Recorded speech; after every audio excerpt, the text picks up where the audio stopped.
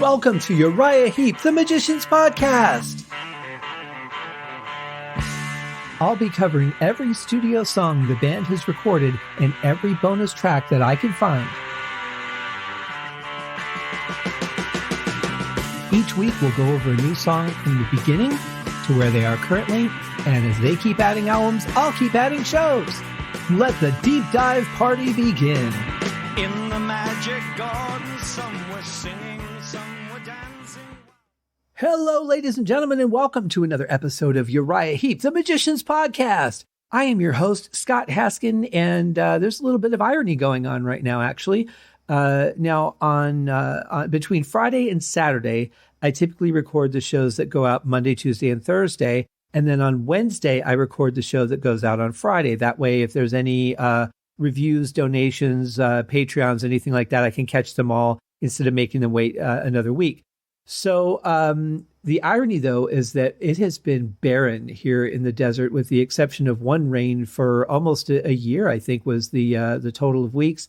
I don't remember what the actual statistic was, but it was something ridiculous. And we finally had like just enough rain, which is not even an inch. They measured at the airport near where I live, and we finally had that a month or so ago and broke the record-breaking streak that we had of no rain. So as I sit down to record Echoes of the Dark, knowing that I will not be recording rain for a few days yet, it's actually raining outside right now. Only the second rain that we've had since the big drought. And, it's just ironic to me that of all the nights that it could be raining would be the show before I record the song Rain. Anyway, that's neither here nor there, because what we're here to talk about today is Echoes of the Dark. Wonderful song. Really interesting tonality in this one. I'm not sure if it's the Moog or if it's an actual theremin, but there is a theremin feeling sound in this. And if you guys are not familiar with a theremin, it's used in a lot of horror movies. It's almost like an electronic whistle that you have a sensor that will pick up the motion of your hand, and you can raise the pitch, lower the pitch very smoothly.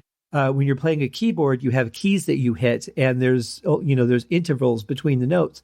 But with the theremin, it actually picks up everything. So I'm more apt to believe that it is either a very well-programmed Moog synthesizer or it is an actual theremin.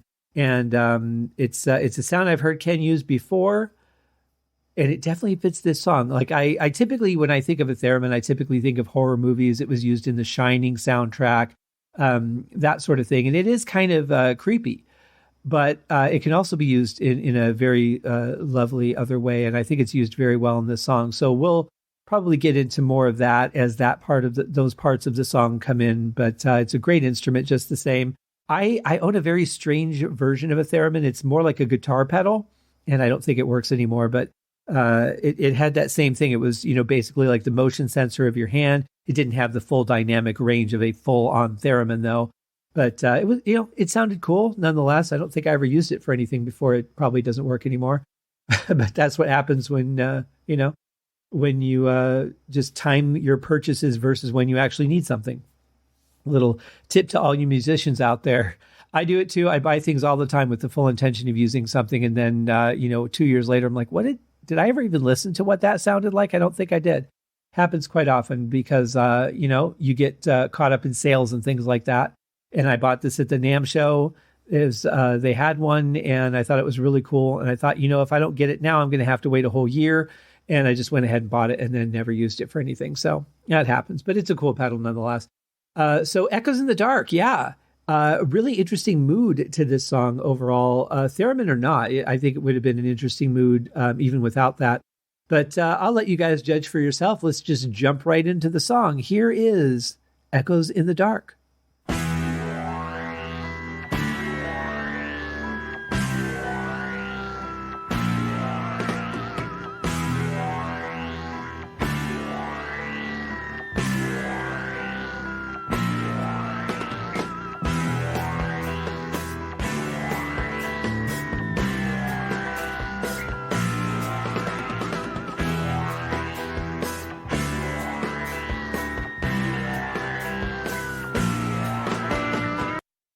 Sorry, Mick, I didn't mean to cut you off there. But before we get into the guitar part here, I just wanted to point out, now the theremin sound that I was talking about is that higher pitch synthesizer or actual theremin.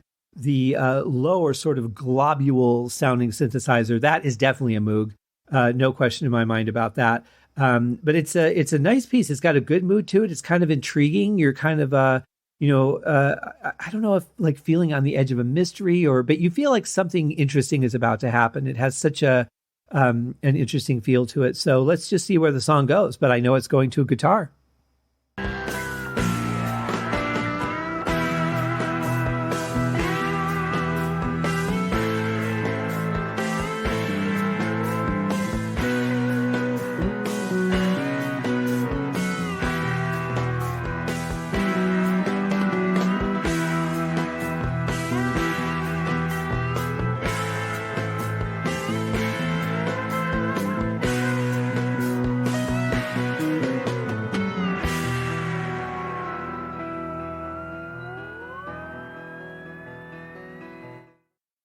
What a great setup, adding the guitar in there, getting it ready for the first verse. Really nicely played solo. One thing that I don't think I'd ever done before, but I was doing it just listening to this part here, is I don't think I've ever actually sat down and counted this out, but it sounds like the drums are playing, the snare is very busy. It's playing on the one and, so just the and, not the one and, but one and then three and the four also. So it's kind of an interesting drum part, but not something that's really out of the scope of the way that Lee Kerslake plays. He's very snare heavy, and I don't mean that in a bad way, but he plays on the snare a lot more than most drummers play in a song, which adds, some nice dynamics and makes things, it makes him stand out from other drummers in the band as well. But it's definitely a cool beat. I love the feel of this so far. I don't know if it's supposed to feel like bombs dropping with that theremin, but that it does kind of have an element of that to it. Either way, though, really off to a great start, as we typically are. I have heard the echoes in the dark, dim and distant voices of the past. And I've seen so far into the night and lingered in the land of no light.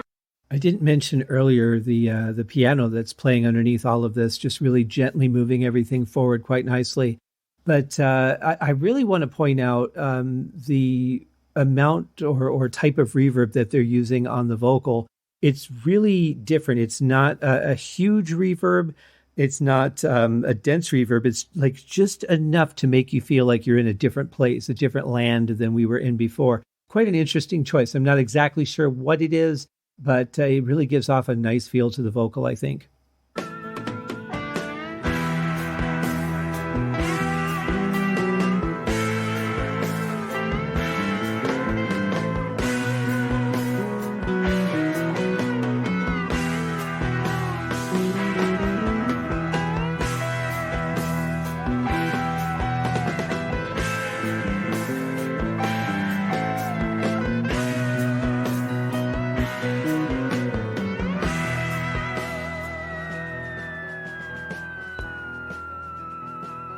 So we've got guitars returning to that feel from the beginning of the song. We've got everything playing behind it great. We've got a sort of a military snare drum playing. But, another thing to point out, too, is that the bass is back to its meandering. It really sounds good, though. It keeps things interesting and moving along behind the guitar solo. It would be so easy to just cross notes that don't work together, but these guys find a way. And even in the same key, you can do that. Just have two notes playing at the same time. You've got a guitar soloing, you've got a bass soloing, and it could be easy to cross those lines, but they don't. Everything sounds just fantastic together, very much in harmony, and interesting for a fairly simple song. And I say that comparative to some of the other parts that they've created. It really is quite busy, but it doesn't feel like it's busy, which is pretty unique. Far beyond the shrouded hours of dawn, through the mist of daybreak I was born. But the day was clouded still by night, leaving me in the land of no light. I love those slow electric guitar strums that are in there. They add so much body to the verse, I think, in a really good tone. It almost kind of feels like, or reminds me of like an old spaghetti Western where they would play just, something while they were shifting between one person's eyes, staring at the person that they were about to, go into a gunfight with. It isn't exactly like that, but it just kind of brings back that image to me. But I love that it's not just a fast strum. You really hear the notes, and you can really hear them ring out in that. Really cool.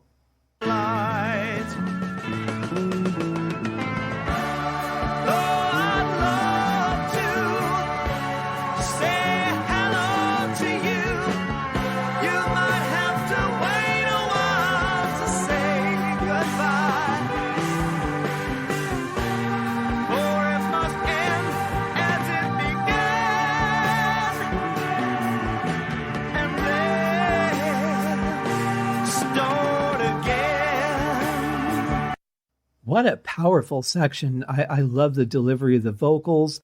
I love the moodiness, almost, sad pleading sound of the guitar and the bass there. The piano's getting pretty buried at this point, but that's okay. It's interesting that sometimes instruments are meant to be heard and sometimes they're meant to be felt. And I think this is one of those cases where you don't really need to hear the piano to feel it moving. But if it wasn't there, the song would be much emptier. And, it's not normal that a piano would be in a position like that because it's usually more of a prominent instrument in the mix. But I think it works this way. But I've always loved that little section. It's fun to sing. It's fun to play along to. And it just has a good amount of emotion and power to it.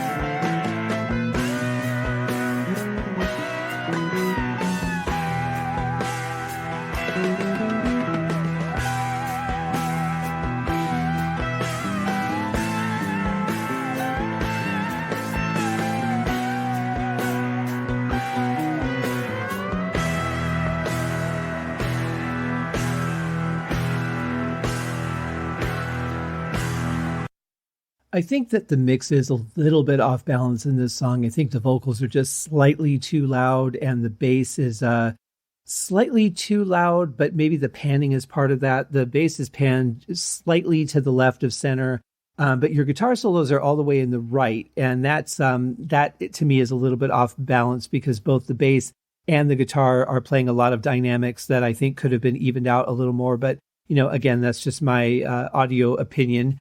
But I love what they're playing, and that's the most important thing. Mick's playing on that part is great, and Gary's just keeping it going. Really, I like the drums too because Lee tends to play a lot of stuff very unconventionally, from what most other drummers would do in this case. And I really like the way that he plays each song for the song and not each song for how the drums would go in a song. I think there's a big difference between those two, and I think that's the thing that I've always liked most about his playing. Day of darkness comes to every man and lingers while he reaches out his hand, and he cannot know how it will end till he finds out if he has a friend. I don't know if you noticed, but they brought that theremin back in to the verse here, but they did it in a way that's kind of interesting. It's panned pretty much where the bass is, so it might not be as audible, but it's something you certainly feel. It thickens up things a little bit. It adds a little bit of another interesting layer, but it's something that is almost I guess out of audio focus would be the right thing because it's sitting right where the bass is as well, even though it's a completely different frequency. that space is being taken up already. So it's a very interesting blend. I think it works well. It's nice and subtle, but definitely would be missed if it wasn't there. Then it would just be another verse.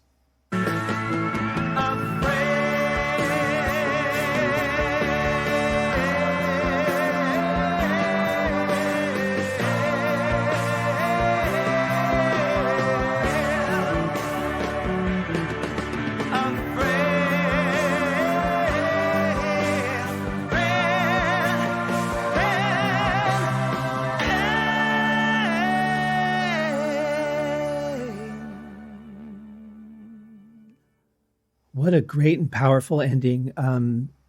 Just filled with emotion, both from the music and the vocal, very passionate. I'm really glad that they didn't just fade this one out and just kind of let it go. I think it deserved an ending, and I'm glad that they gave it one. I think it needed a finality to it instead of, just the idea that it's going to go on and on.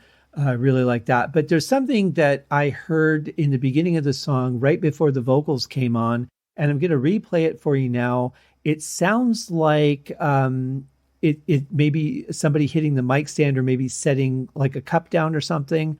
But I'll let you be the judge on that. Here it is.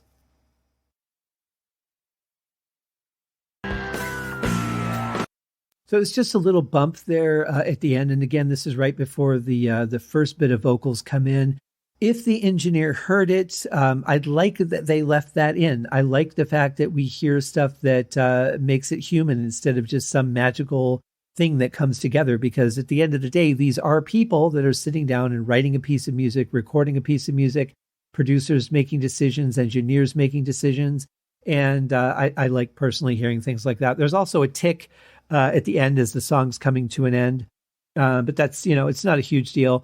But I really like also the synth that Ken is playing as it kind of fades out at the last bit. The song itself doesn't fade out, but those, some of the synths kind of trail off a little. I really like that sound. Very similar, I want to say, to the opening of "Please Don't Judas Me" by Nazareth. It's a similar kind of synth sound to that. The sound that opens that song. I'm with it. But it's just the one for "Please Don't Judas Me" oscillates quite a bit more. But this is a similar tone to it. I really love that sound. But a great song, such passion in it, great performances. And I know I say that with every song, but that's why I like this band. And, up through everything that we've done so far, obviously I've been a big fan of everything. There's a couple things I haven't liked. I always point those out, but it's honest. I don't do this show and just expect that I'm going to like everything I hear. I've certainly said plenty of things, more so in the way of the mixes than the writing style, or the edits than the writing style. And that's just how it is for me. But, there are albums that I am much less familiar with. And as we get to those, I'm going to be really curious to see how my feelings are about those particular songs. Maybe I'll love them, maybe I'll hate them. I don't know. We'll see. But the point is, I'm always going to be honest about it. And that's the most important thing. But at the same point, what I think about a song is just what I think about it. If you guys like a song, like a song. If you don't like a song, then don't like the song. But I always say that if it's a band that you really love and there are songs that you don't like, at some point down the road, give those songs another chance, because the closer and more intimate you get with a band's catalog, or, how you feel about them as people, or whatever it is, your opinions are going to change over time. You're going to get sick of some songs that you've heard too much. You're going to want to break from them. And maybe there's a song that you just heard it and you weren't in the best mood, or you just weren't really ready for anything new and you heard it anyway. I mean, who knows? There's a lot of factors. So anything that you don't like, I would say, sometime down the road, whether it be 6 months or a year or several years or a decade or whatever it is, give it another shot. Because maybe you'll find something in it that you enjoy as you have matured through life, as your tastes have changed, as your intellect has evolved. Who knows? As far as I'm concerned, nothing is a lost cause if you're willing to potentially embrace it again. And that's my way to end the episode. We will see you guys tomorrow for Rain. Cheers. Thank you for joining me on this episode of Uriah Heep, the Magician's Podcast. If you have enjoyed this show, please consider going over to Apple Podcasts or your favorite podcast outlet, leaving a rating or a review. Be sure to subscribe to make sure that you are notified when new episodes are available. Please be sure to share this podcast with your fellow Uriah Heep enthusiasts and anyone who you think would like Uriah Heep, which should be everyone. And if you are so inclined, please feel free to contribute to the Patreon account. And if you are not a Patreon subscriber, you can also pay through the PayPal link on the website listed in the show links below. I would also like to thank Uriah Heep for their very generous support of the show, and thank you guys for listening. We'll see you in the next episode. Happy days!